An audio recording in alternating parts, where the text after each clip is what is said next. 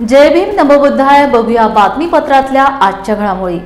शेख सदाम बळगुजर यांना अनुकंपा तत्वावर 2019 पासून आतापर्यंत नोकरीवर घेण्यात आलेले नाही व मयत कर्मचारी मोहम्मद अब्दुल गफार यांच्या विधवा पत्नीला पेन्शनही मिळाली नसल्या कारणाने शेख सदाम बळगुजर यांनी महावितरणचे मुख्य अभियंता परिमंडल कार्यालयासमोर आमरण उपोषण सुरू केले आहे। त्यांच्या या आमरण उपोषणाला महाराष्ट्र राज्य स्वतंत्र वीज कर्मचारी संघटनेने जाहीर पाठिंबा दिला आहे। नाम शेख सद्दाम बड़गुजर है। मैं किन्नौर का रहने वाला हूँ। मेरे पिताजी महावितरण कंपनी में सीनियर टेक्नीशियन बोलकर किन्नौर शारकनी सेक्शन को कार्यरत थे। उनका देहांत 20 दिसंबर 2018 को हुआ। फिर उसके बाद हमने महावितरण के नियम के हिसाब से अनुकंपा नौकरी के लिए 2019 में हमने फाइल दाखिल की। 2019 से लेकर आज 2025 तक हमको उस फाइल पर कुछ भी कार्रवाई न करते हुए हमको बस ऐसा ही बताते हुए कि ठीक है आपको मिल जाएंगी, आपको थोड़े टाइम के बाद आइए, बस इतना ही बहाना बनाकर अब तक हमको हमारे हक की नौकरी से वंचित रखा गया है। हमारी आज यही मांगनी है कि हमको हमारी हक की नौकरी दे दीजिए। हमारे सभी कागज पत्र पर किसी का तरह का गलत संदेह लगाकर वो डॉक्यूमेंट गलत है, वो डॉक्यूमेंट फेक है, ऐसा बनाकर हर तरह से गुमराह किया जा रहा है। पर हमारा बोलना ये है कि 8 महीने पहले भोकर डिवीज़न को वेरिफिकेशन लेटर यूनिवर्सिटी से आने के बाद आप 8 महीने से अब तक कुछ भी कार्रवाई नहीं की गई। आज 21 जनवरी 2025 को हम इस आमरण उपोषण के जरिए से प्रशासन को यही कहना चाहते हैं कि हमको हमारी हक की नौकरी चाहिए। मैं भाई प्रकाश वागरे महाराष्ट्र स्वतंत्र वीज कामगार संघटनेचा प्रेस सल्लागार आहे। जे आजचं 21 जानेवारी 2025 उपोषण जे आहे, या सदाम हा मयका वारस आहे। त्या वारसांना 2018 ते 2019 ते आजपर्यंत नोकरी दिली नाही आणि त्यांच्या आईला सुद्धा पेन्शन दिली नाही। त्या माध्यमातून त्याने पत्रव्यवहार केला, परंतु भोकरच्या अधिकाऱ्यांनी त्यांची फाईल घाळ केली आणि त्या प्रस्ताव पाठवला नसल्यामुळे आज जे त्याने 21 जानेवारी 2025 रोजी मुख्य कार्यालय मुख्य बेंचच्या विरोधामध्ये आज आमरण उपोषण सुरुवात केली आहे। त्या माध्यमातून महाराष्ट्र स्वतंत्र वीज कामगार संघटनेनं त्यांना जाहीर पाठिंबा दिला। जर त्यांची मागणी जर मान्य नाही झाली तर त्यांना आम्ही महाराष्ट्र स्वतंत्र वीज कामगार संघटना त्यांच्या पाठीशी उभे राहील। 21 जानेवारी 1949 रोजी महामानव डॉक्टर बाबासाहेब आंबेडकर हे कोणत्या तरी कार्यक्रमानिमित्त रेल्वेने नांदेड मार्गे हैदराबादकडे गेले होते। त्या दिवसाची आठवण म्हणून नांदेड तालुक्यातील मौजे धनेगाव येथील मित्र परिवाराच्या वतीने खीरदान वाटप कार्यक्रमाचे आयोजन करण्यात आले होते। शहरातील डॉक्टर बाबासाहेब आंबेडकर यांच्या पूर्णाकृती पुतळ्याजवळ आयोजित करण्यात आलेल्या या कार्यक्रमात भिक्खू संघाने बुद्ध वंदना घेऊन धम्मदेसना दिली। कार्यक्रमास बौद्ध उपासक उपासिका मोठ्या संख्येने उपस्थित होते। सर्वांना प्रथम या कार्यक्रमाच्या निमित्ताने सर्वांना सप्रेम जय भीम करतो। माझं नाव बबन ज्ञानोबा जोंधळे, राहणार धनेगाव माझं नाव आहे। आणि आजचा जो कार्यक्रम, या कार्यक्रमाचं नियोजन केलं आहे, ज्यावेळेस डॉक्टर बाबासाहेब आंबेडकर हे मुंबईहून हैदराबादकडे जात असताना निघाले होते, त्या निमित्ताने जागोजागी डॉक्टर बाबासाहेब आंबेडकरांचं स्टेशनवर स्वागत करण्यात आलं। त्यावेळेस डॉक्टर बाबासाहेब आंबेडकर दिनांक 18 एप्रिल 1949 रोजी नांदेड रेल्वे स्टेशन येथे पोहोचले होते। त्यावेळेस गाढ झोपेमध्ये असताना बाबासाहेबाच्या सहकार्यांनी आपल्या अन्य कार्यकर्त्यांना सांगितलं की बाबासाहेब आता यावेळेस झोपलेले आहेत, आम्ही तुमची नंतर हैदराबादून रिटर्न येते वेळेस बाबासाहेबांचं तुम्हाला आम्ही दर्शन घेऊन देऊ असं सांगले होते। तर त्या ठिकाणी आपले सामाजिक कार्यकर्ते, बाबासाहेबांना चाहणारा वर्ग, दलित समाज सर्व 18 तारखेपासून 21 तारखेपर्यंत नांदेडच्या रेल्वे स्टेशनपर्यंत बसलेला होता डॉक्टर बाबासाहेब आंबेडकरांची वाट पाहत। बाबासाहेब पुन्हा या दिशेने स्टेशनला येतील, आम्हाला भेटतील, आम्हाला बाबासाहेबांचं दर्शन केल्याशिवाय या ठिकाणी जायचं नाही असं निश्चय पक्का केला होता आपल्या माणसांनी। मग तेव्हा हैदराबादहून डॉक्टर बाबासाहेब आंबेडकर निघाले। 21 तारखेला या पुन्हा नांदेडच्या रेल्वे स्टेशनला आगमन झालं। 21 तारखेला डॉक्टर बाबासाहेब आंबेडकरांनी आपल्या नांदेडच्या अनुयायाचं मार्गदर्शन जे ऐकलं आणि तसेच आपल्या अनुयायाने बाबासाहेबांचं स्वागत केलं। म्हणून 21 जानेवारी 1949चा दिवस आमच्यासाठी नांदेडच्या जनतेसाठी खूप महत्त्वाचा आहे। म्हणून आम्ही त्याच निमित्ताने डॉक्टर बाबासाहेब आंबेडकर यांचे पवित्र पाऊल आज आमच्या नांदेड नगरीमध्ये त्यावेळेस ठरले होते। म्हणून त्याच धर्तीवर आम्ही धनेगावच्या वतीने काही का होईना कार्यक्रमाचा उपक्रम केला पाहिजे या दिवशी, म्हणून जनजागरण करण्यासाठी आम्ही हे कार्यक्रम खीरदानाचा छोटे कार्यक्रम ठेवलेला आहे।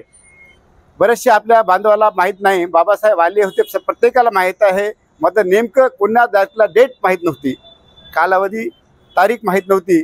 एका खंडामध्ये आम्ही वाचन केलं त्या खंडाचं आणि त्या बघून मग हा आजचा कार्यक्रम आम्ही नियोजन केलेला आहे। अशा प्रकारे इथून पुढेही हा वारसा चालूच राहावा आम्ही सर्वांना कळकळीची विनंती करतो। आम्ही असो किंवा नसो, आमच्या माघारी कोणी बी हे बघायचं आणि इथून वारसा चालू ठेवावा।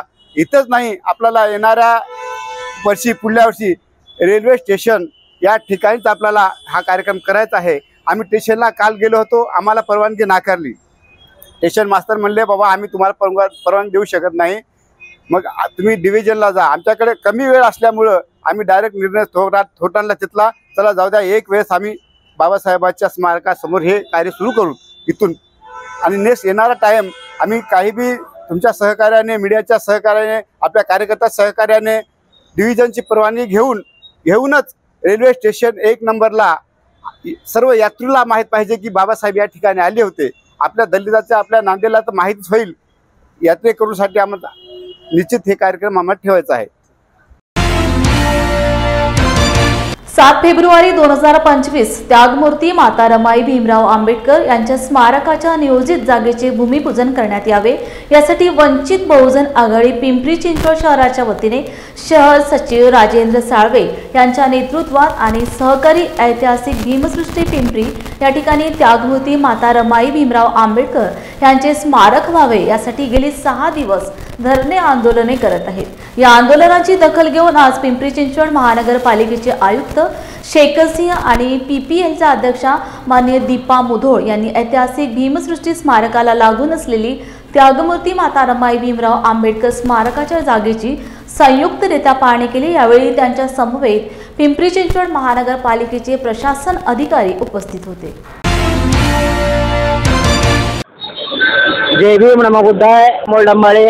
आज आपण पिंपरी भीमसृष्टी या ठिकाणी आहोत। आपण बघितलं असेल माता रमाई स्मारकासाठी गेले 6 दिवसापासून साखळी आंदोलन सुरू आहे। या ठिकाणी आंदोलन करताना आपण चर्चा करणार आहोत की गेल्या अनेक वर्षापासूनचा रमाई स्मारकासाठी जो लढा आहे त्याची रूपरेषा कशा पद्धतीने यापुढे सुरू राहणार आहे, काय सांगाल? गेली 6 दिवसापासून बेमूट धरणे आंदोलन सुरू आहे रमाई स्मारकासाठी, तर एकंदरीत कशा पद्धतीने रूपरेषा असणार? गेली अनेक वर्षाचा हा लढा आहे।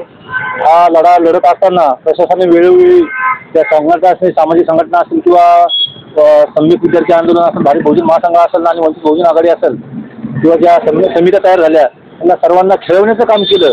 परंतु आता ही खेळवाखेळवी किंवा आंदोलन मोडीत काढणे या बाबीला आम्ही छेद देत येणाऱ्या 7 तारखेला त्यागमूर्ती माता रमाई आंबेडकर यांचं भूमिपूजन झालं पाहिजे या निर्धारावर आम्ही ठाम झालो आहे। त्याच्यामुळे या वंचित बहुजन आघाडीच्या माध्यमातून बेमुदत धरणे आंदोलन आम्ही पुकारलेलं आहे। जोपर्यंत या भूमिपूजन होत नाही तोपर्यंत आम्ही पुन्हा अजिबात हटणार नाही। तसंच आजचा 6वा दिवस आहे, काही प्रशासनाचे अधिकारी कर्मचारी आपल्याला या ठिकाणी भेटून गेलेत का?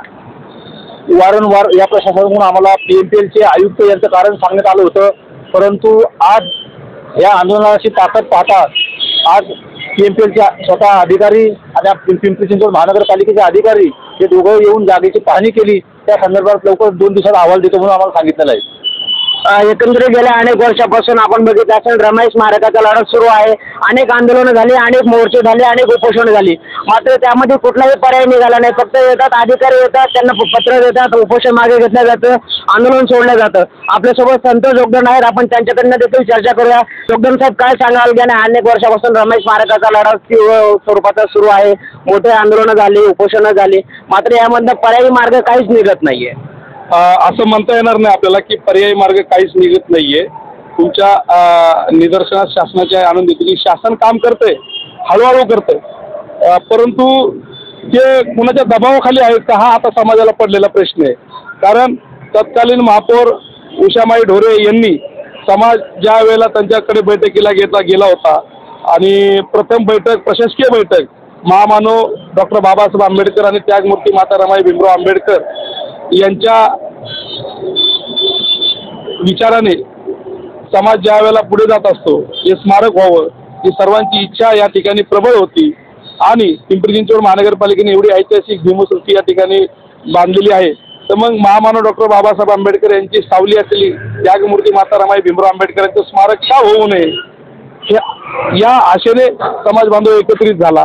त्यानंतर आदरणीय भीमराव आंबेडकर साहेब भारतीय बौद्ध महासभेचे राष्ट्रीय कार्याध्यक्ष माता रमाई आणि बाबासाहेब आंबेडकर यांचे नातू यांची एक प्रशासकीय बैठक पिंपरी चिंचवड महानगरपालिकेच्या सभागृहामध्ये झाली. त्यावेळेला शहरातील सर्व धर्मबांधव उपस्थित होते. त्याच वेळेला पिंपरी चिंचवड महानगरपालिकेत तत्कालीन महापौर उषामाई ढोरे यांनी भीमसृष्टीला लागून असलेली समाज बांधवांच्या मागणीची जी जागेची जी मागणी होती ती त्यांनी त्या ठिकाणी लावून धरली आणि आम्हाला आश्वासनही त्यांनी दिलं आणि भीमसृष्टीला लागून असलेल्या जागेच्या पाठीमागील जागा त्यांनी भीमराव साहेब आंबेडकर यांच्या उपस्थितीत जाहीर केली. त्या जागेला कंपाऊंड देखील करण्यात आलं. पुढे महानगरपालिकेला प्रशासन लाभलं आणि या प्रशासनाने धिम्म कारभार या ठिकाणी आपण बघितलं असेल, एक नगरसेवकाने ठराव मंजूर केला होता की रमाई स्मारक जागेसंदर्भात. तो ठराव मंजूर होऊन राज्य शासनाकडे पाठवला होता. पुढे त्या ठरावाचं काय झालं? हा ठराव त्यागमूर्ती माता रमाई भीमराव आंबेडकर तुम्ही म्हणताय नगरसेवकांनी पाठवला होता, तो ठरावाची प्रत आम्हाला मिळेल तर बरं होईल. धम्मबांधवाचीच मिटिंग झाली होती. अनेक आंदोलन उपोषणामध्येच हा मुद्दा होता की ठराव पास झालेला आहे, ठराव दिलेला आहे. पीएमपीचे अधिकारी म्हणतात की जागा पीएमपीएल साठी राखीव ही जागा पालिकेला देता येणार नाही. पण प्रशासन या ठिकाणी असताना देखील पीएमपीएलचे असे उत्तर देऊ शकतात का? आणि पीएमपीएलची आणि धम्मबांधवाची बैठक आतापर्यंत देखील झालेली नाहीये.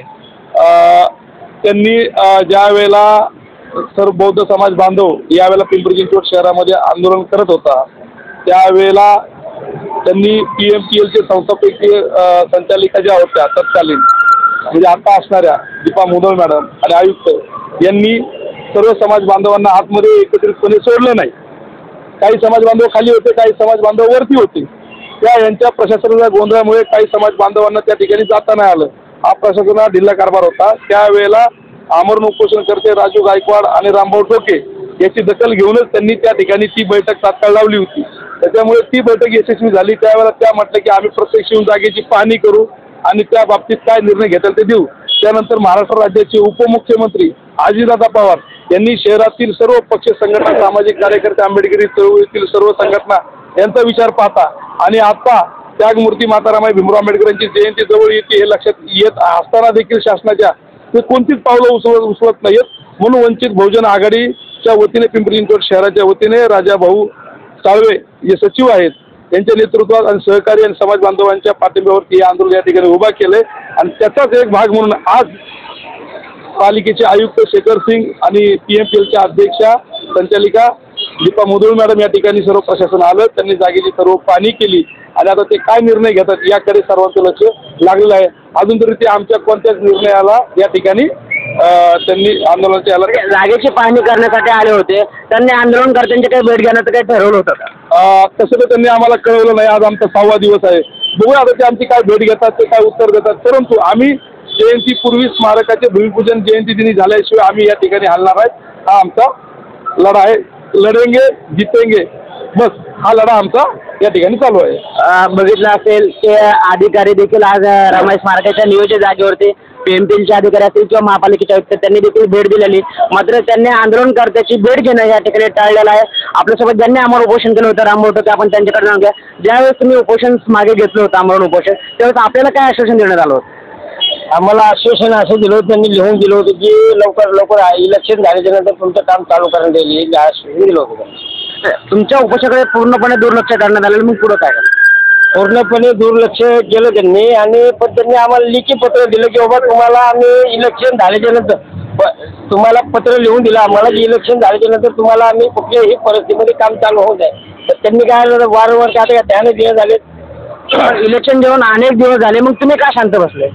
आम्ही जाऊन आलो ना त्यांच्याकडे जाऊन आलो. त्यांनी आम्हाला ते उत्तर दिले आज करू, आज बोलणं करू, उद्या बोलणं करू, हे आज उत्तर चालू आहे. म्हणजे वारंवार तुम्ही उपोषण करते, आंदोलन करते, या आश्वासनं दिलेल्या प्रशासनाने दिलेल्या आश्वासनालाच बळी पडणार का? तर आता हे जर नाही जर झालं तर आता पुढचं बघू ना काय त्या आमच्या राजू साळवेला सांगितलं आता की बाबा आपलं जोपर्यंत तिथं भूमिपूजन होत नाही तोपर्यंत आम्ही काय उठणार नाही. जर नाही जरी केलं तर मग पुढचं बघू आता काय करायचं काय नाही ते. आपल्यासोबत वंचित बहुजन आघाडीचे युवक आघाडीचे महासचिव आहेत, ते वेळोवेळी संदर्भित आंदोलनाला पाठिंबा देण्यासाठी रस आपण त्यांच्याकडे घेऊ. काय सांगाल सुनीलजी की अनेक वेळा उपोषण रमाई स्मारकापासून उपोषण सुरू असतं, आंदोलन सुरू असतं, आपण प्रत्येक वेळी आता पाठिंबा देऊन जातो? आम्ही प्रत्येक वेळी येतो. आम्हाला जेव्हा तेव्हा कळतं की हे प्रशासन इथं समाजाच्या ह्याला कुठल्याही त्याचे आणि त्यागमूर्ती माता रमाई यांना स्मारकाचं काही घेणं देणं सर आणि सरळ हा का निर्वाहपणा केल्याने आहे, समाजाकडे दुर्लक्ष केल्याने आहे. दरवेळेस आश्वासनं देत आहे आणि लवकरात लवकर मागणी आहे. पूर्ण समाज बांधवाची अशी मागणी आहे. असं आता आम्ही राजेंद्र साळवेंना आंदोलन सुरू केलेलं आहे, याच्यामध्ये वंचित बहुजन आघाडी पूर्णपणे सहभागी कधीपासून होणार? याच्यामध्ये आतापासूनच पूर्णपणे सहभागी आहे. पण जेव्हा आता जे संतोष भाऊंनी जे सांगितलं की पालिका आयुक्त आणि PMLचे आयुक्त जेव्हा येऊन पाहणी करून गेले त्यागमूर्ती माता रमाई स्मारकाची, आता ह्यांचा जर निर्णय जर आम्हाला असा आला तर आम्ही एक डेट ठरवणार आहोत आणि त्यावेळेस आम्ही पालिकेवरती मोर्चा मोठ्या प्रमाणात घेऊन जाणार आहोत. आपण बघितलंच असेल या ठिकाणी आंदोलन करते उपोषण करते म्हणले की 7 फेब्रुवारी जरी आंदोलन प्रशासनाने भूमिपूजन नाही केलं तर समाज बांधवाच्या वतीने या ठिकाणी भूमिपूजन करण्यात येणार आहे आणि येणाऱ्या सर्व जबाबदाऱ्याला प्रशासन जबाबदार आहे. कॅमेरामॅन प्रतीक मोलडंबाळे.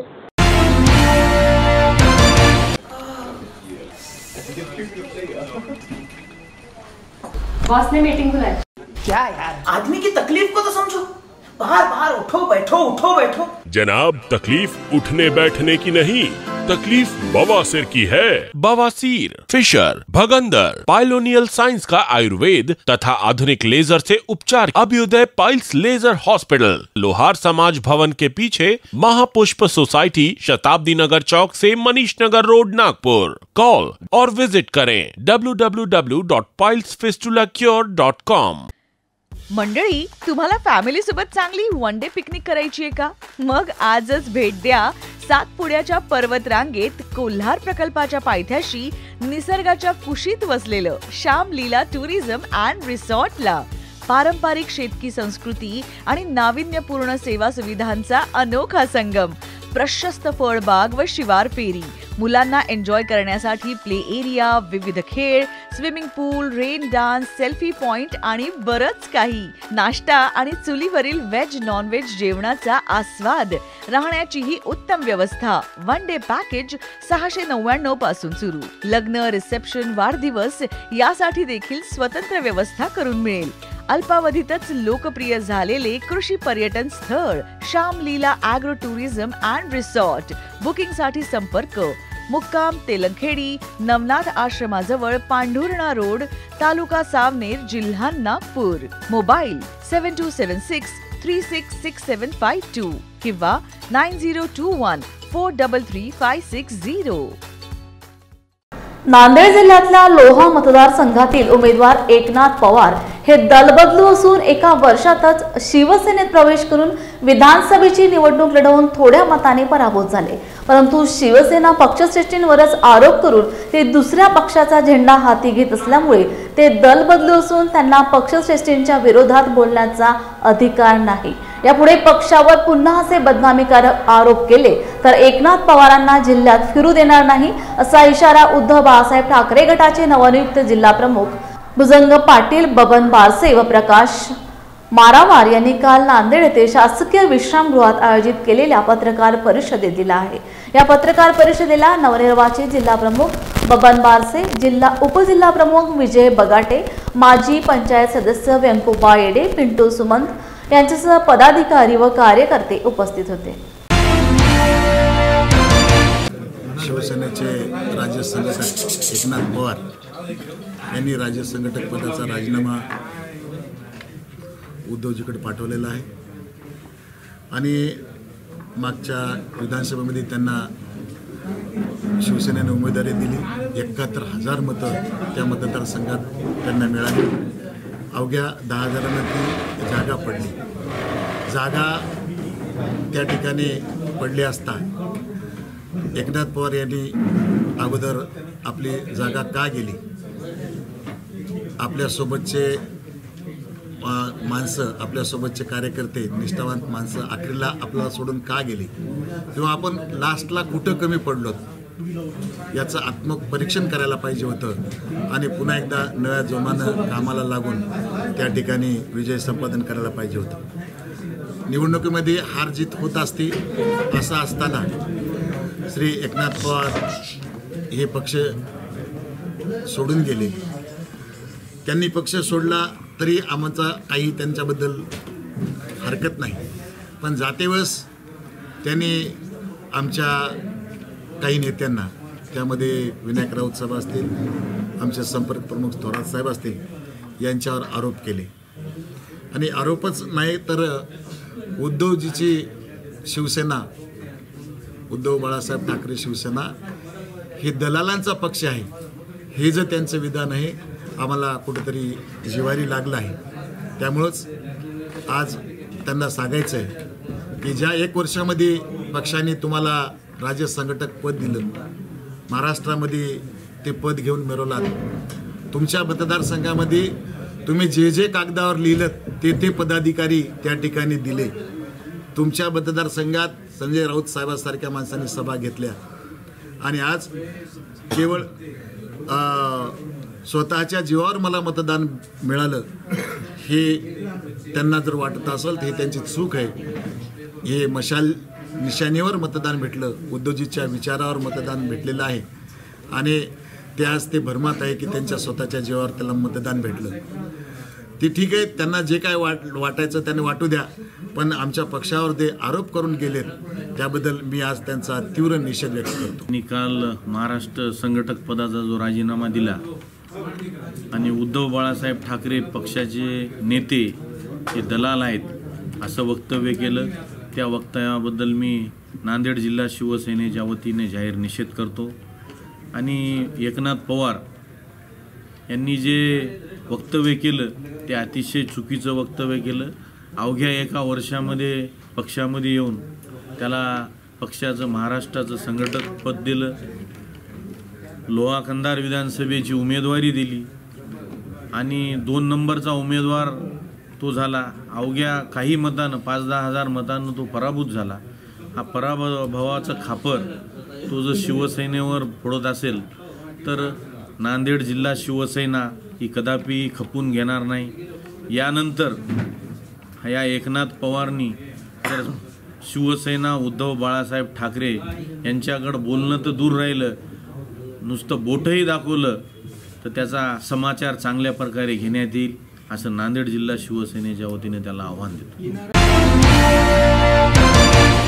परभणी येथील संविधान प्रतिकृतीच्या विटंबनेच्या घटनेनंतर उसळलेल्या दंगलीत निरपराध सोमनाथ सूर्यवंशी या युवकाच्या मृत्यूस जबाबदार असणाऱ्या पोलीस अधिकारी आणि कर्मचारी यांच्यावर कारवाई करावी या मागणीसाठी कोल्हापुरात फुले शाहू आंबेडकर जनतेच्या वतीने ऐतिहासिक दसरा चौकातील शाहू महाराज यांच्या पुतळ्यासमोर धरणे आंदोलन करण्यात आले। विजय वाकोडे यांच्या नेतृत्वाखाली परभणी ते मुंबई लॉंग मार्च निघाला, त्याला पाठिंबा देण्यासाठी हे धरणे आंदोलन करण्यात आले।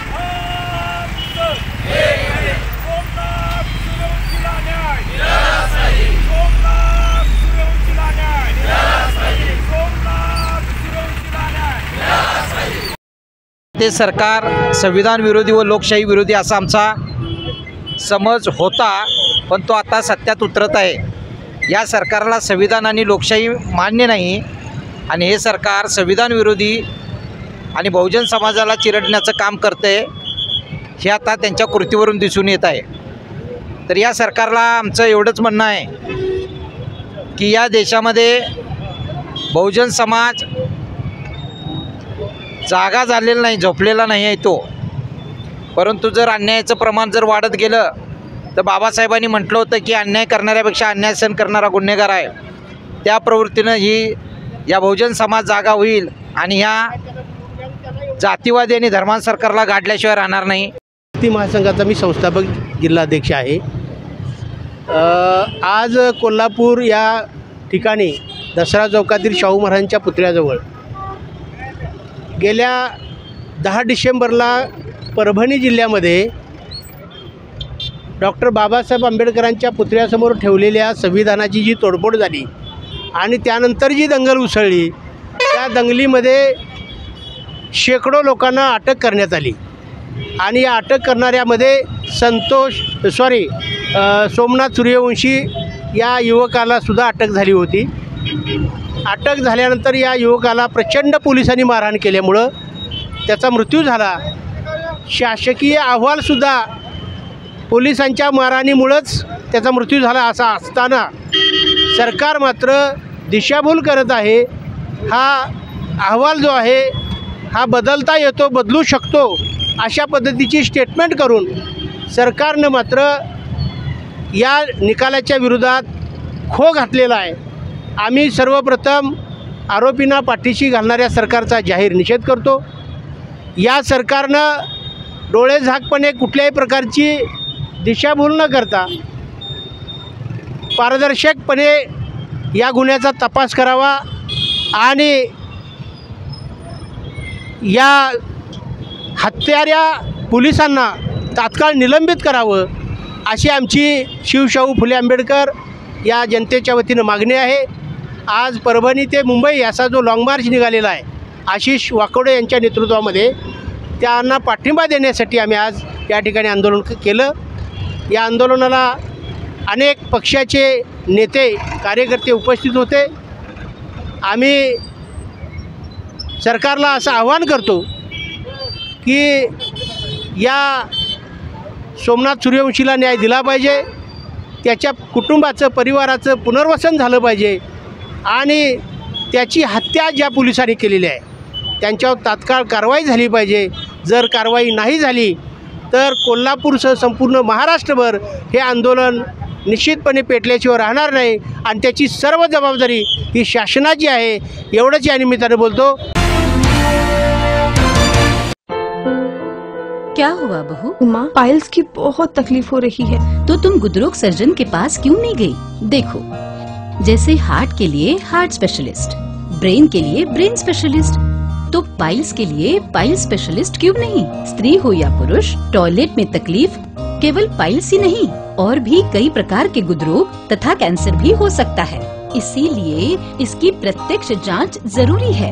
ठीक है माँ, पर जांच के लिए हम जाएंगे कहाँ? वही काले आयुर्वेदिक पाइल्स हॉस्पिटल में. लेकिन माँ, प्रेगनेंसी में पाइल्स की दवाइयाँ? प्रेगनेंसी में आयुर्वेदिक दवाइयाँ सुरक्षित होती है. जनहित में जारी काले आयुर्वेदिक पाइल्स हॉस्पिटल, औषधि चिकित्सा तथा सर्जरी ट्रीटमेंट उपलब्ध. हमारा पता उमरेड रोड, दिघौरी बस स्टॉप के पास, नागपुर. अधिक जानकारी के लिए वेबसाइट पर जाएं kalepailshospital.com. राज्यात सत्तेवर आलेल्या सरकारमध्ये सुरुवातीपासूनच वाद आहेत. सरकार स्थापन करताना मुख्यमंत्री पदावरून वाद होता, त्यानंतर मंत्रिमंडळ विस्तार व खाते वाटपावरून वादावादी आणि आता पालकमंत्री पदासाठी वाद सुरू आहेत. मुख्यमंत्री परदेश दौऱ्यावर गेले, पण त्यांना तेथून नाशिक व रायगड जिल्ह्याच्या पालकमंत्री पदाला स्थगिती द्यावी लागली. पालकमंत्र्यांबरोबर सहपालकमंत्री पद हे दोघे मिळून खाऊ यासाठी तयार केले आहे. मी तुम्हाला सांगत आहे की हे सरकार जे आहे महाराष्ट्रातलं, हे सरकार मलाईदार व्यवस्थेसाठी जगणारं सरकार आहे. तिजोरी कशी लुटता येईल, जिल्हे कसे लुटता येईल त्याच्यावर हे सरकार काम करते आहे. हेच त्यांचं खरं दर्शन आपल्याला होते आहे. आता एकनाथ शिंदेचं प्रॉब्लेम झालेत, आता अजित पवारांचे प्रॉब्लेम सुरू झालेत. आता ते पहिल्या दिवशीपासूनच झालं, मंत्रिमंडळाची सुरुवात व्हायच्यापासूनच याचं सगळे प्रॉब्लेम झालेले आहेत.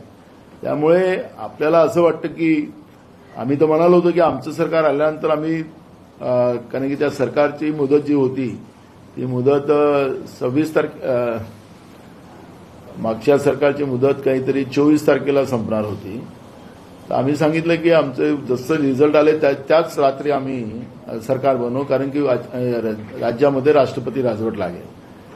पण आता राष्ट्रपती राजवट आता बेमानीनं निवडून आलं सरकार, त्यांना बहुमत मिळालं आणि ते बहुमत मिळाल्यानंतर त्यांनी महिनाभर घेतला सरकार तयार व्हायसाठी.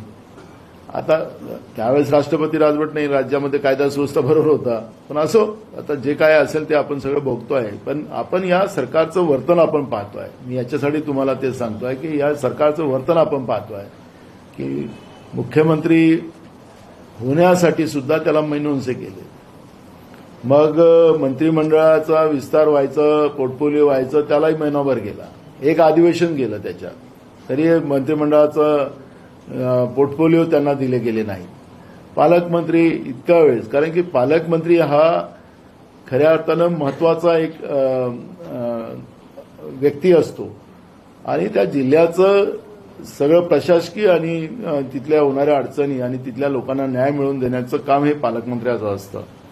पण पालकमंत्र्यालाही महिनोंसे लागत असेल व्हायला, तर आपल्याला ह्या सरकारची जी मानसिकता आहे लूटपाटवाली, त्याचं हे स्पष्ट आहे. तर बघा, अजित पवार असेल, एकनाथ शिंदे असेल की भाजप असेल, सगळे एकाच चिठ्ठ्यातले भाग आहेत हे. आता किती ताणतात एकमेकाच्या विरोधात, पण तिकडे वर्त दिल्ली जिथपर्यंत आहे, तिकडून ईडी आणि हे सगळं चाललेलं आहे, तिथपर्यंत ह्या दोघांना सहन करावंच लागणार आहे. कोल्हापूर जिल्ह्यातील ऐतिहासिक भूमी माणगाव येथे बौद्ध समाजाच्या वतीने भारतीय संविधानाच्या अमृत महोत्सवानिमित्त भारतीय संविधान या विषयावर ॲडव्होकेट संदीप कदम यांचे व्याख्यान झाले. संविधानाचे अभ्यास आणि संरक्षण करणे हे प्रत्येक भारतीय नागरिकाचे कर्तव्य आहे. संविधान टिकवणे काळाची गरज आहे, असे प्रतिपादन ॲडव्होकेट कदम सर यांनी केले. तर प्रत्येक भारतीय नागरिकाला जन्मापासून मृत्यूपर्यंतचे सर्व अधिकार संविधानातच बहाल करते, असे प्रतिपादन प्रमोद कांबळे यांनी केले. कार्यक्रमाच्या अध्यक्षस्थानी प्राध्यापक सर्जीराव फुले होते. प्रास्ताविक किसन गवळी यांनी केले. स्वागत हर्षल कांबळे यांनी केले. परिचय ॲडव्होकेट राजू शिंगे यांनी करून दिला. सूत्रसंचालन प्रमोद कांबळे यांनी केले, तर आभार महेंद्र जाधव यांनी केले. त्यानंतर 1950ला त्याच्या अंमलबजावणी त्यावेळेपासून आपण काय करतो की लोकशाही पद्धती जेवण करतो. पण तत्पूर्वी आपल्या भारत देशामध्ये इंग्रज सरकारचं राज्य होतं आणि राज्य असताना 6 डिसेंबर 1946ला घटना समिती स्थापना करण्यात आली.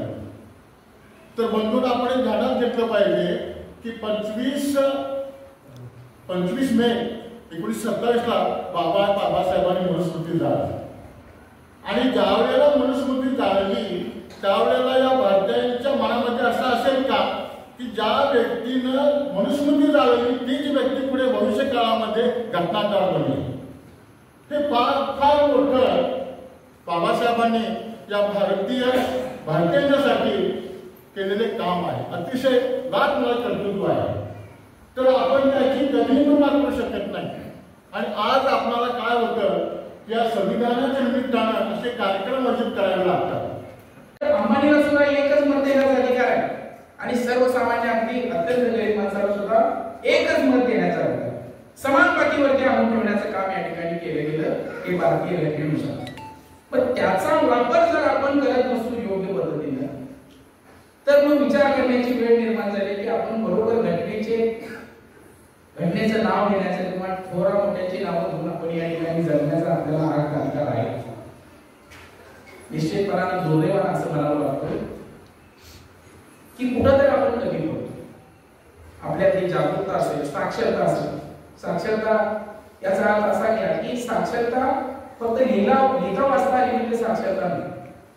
आपल्या सतत विवेक बुद्धीला म्हणून काही जे निर्णय आहेत, जो मतदानाचा अधिकार आपल्याला दिला किंवा आपण ज्या अधिकाराने एखाद्या नेत्याला निवडलं जातो, एखाद्या पक्षाला निवडलं जातं, मग भविष्य ह्या इलेक्शन मधून दिसून आलं भविष्यात की इथून पुढची काय असणार आहे चाल. आणि वरती राज्य करण्याचं एक ठाम मत आहे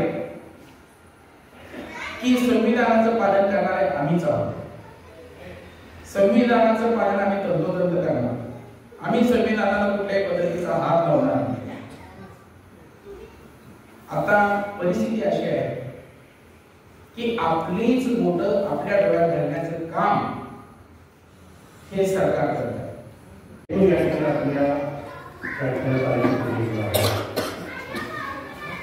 आम्ही सर्व तरुण या ठिकाणी समाजातील सर्व तरुण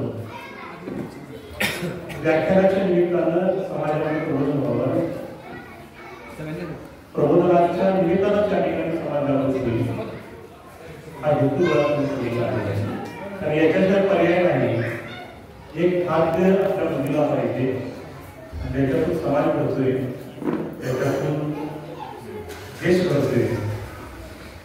हा हेतू या ठिकाणी आहे, हा शुद्ध हेतू या व्याख्यानाचा आहे. आता त्याला न्याय द्यायचा असेल म्हणजे संविधानाच्या पंचायतीला काय द्यायचं असतील तर संविधानावरती अधिकारवाले बोलणारे या ठिकाणी आज संविधान असतं, आरोग्य संविधान असतं, हे अधिकारवाले याच्यावरती बोलतील, तपशिलाने बोलतील. मला वाटते 9 तारखेला नोकरी सर्टिफिकेट नोकरी कधी त्यांची निवडणूक झालेली आहे. काय ठिकाणी त्यांना बोलवण्याचे वेगळं कारण म्हणजे की आम्ही ज्या वेळेला ही महाराष्ट्र सेक्रेटरी असताना ज्या वेळेला आम्ही एखादं व्याख्यान संविधानाविषयी आम्ही आयोजित करायचो बाहेर तालुका विकास समिती आणि जिल्हा वास्तुशिल्प त्यावेळेला संविधानाविषयीचं सखोल मार्गदर्शन करण्यासाठी आम्ही नेहमीच कदम साहेबांना आम्ही पाठायला करायचो. त्यांनी आता पण वेगवेगळ्या महाविद्यालयामध्ये तसेच पोलीस स्टेशन किंवा पोलिसांच्या समोर त्यांनी व्याख्याने दिली आहेत. संविधान समजावून सांगण्याचं त्यांनी अत्यंत चांगल्या प्रकारे कार्य आहे. जय भीम इंडियाच्या बातमीपत्रात वेळ झाली, येथेच थांबण्याची. पुन्हा भेटूया ताजा घडामोडी घेऊन. जय भीम.